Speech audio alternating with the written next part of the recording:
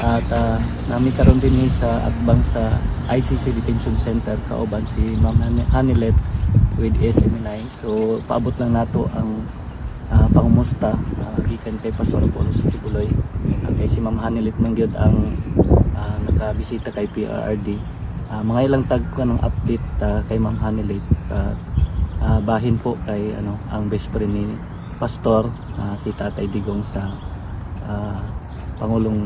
dating Pangulong Rodrigo Roa Duterte. Ma'am Hanilet, good morning. Good morning, Pastor. Maayong adlaw kanimo diha. Kabalo ko, you are also praying. And, indescribable yun yung mga panghitabo sa inyo ha, pati sa amo. But we know, Pastor, na ayong Ginoo, and that, we will continue to support him sa, with all our strength, with all our resources, with all our time and our tanan namong effort.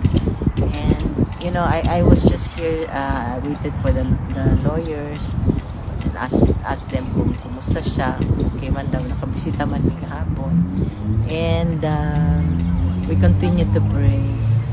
Kabalo ko, di tapos sagdan sa Ginoo. And we continue to support him.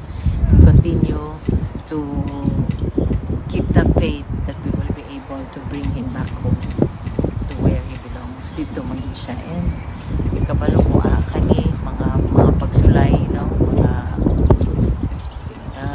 bilog ang mundo, may Panginoon. Bilog. Nakaalam ng tao kung ano ang ginawa niya para sa mga Pilipino. Ako alam ko personally because there were instances when he was president, hindi nyo alam yan, na almost hindi siya makalakad kasi tinamaan siya ng COVID, but we have to keep that from you. Miski na frail na yung ano niya, that at that time he would insist having cabinet meetings.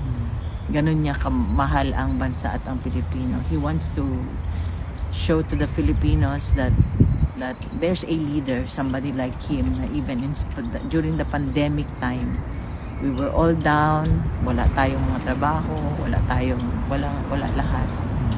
There was somebody, there's a government who supports the people and supports the country. Ma'am, kumusta daw kayo si Pastor? Okay na ako, Pastor. Kami taga QJC with Pastor namin kami sa side. I can only trust you guys. Thank you, ma'am. My trust issues ako even before, so Pero sa sitwasyon ni Tatay Digong sa sulod, okay naman. Okay naman siya. Okay na karoon sige. Yan, health, okay na. What do you expect from an 80-year-old? Kung ano, ma'am, basig na kayo mensahe sa mga taga-KOJC o mga supporter ni Tatay? Sa mga taga-KOJC, dagang salamat sa inyo, sa inyong pagmahal, sa inyong pagsuporta. Kabalo ko, in spite of what happened sa inyo, you continue to be with us during, especially at this time, sa among pagsulay. And to all the supporters, I hope and pray na itabuon lang sa pagsuporta, pagampo, kay wala gyud imposible sa Ginoo.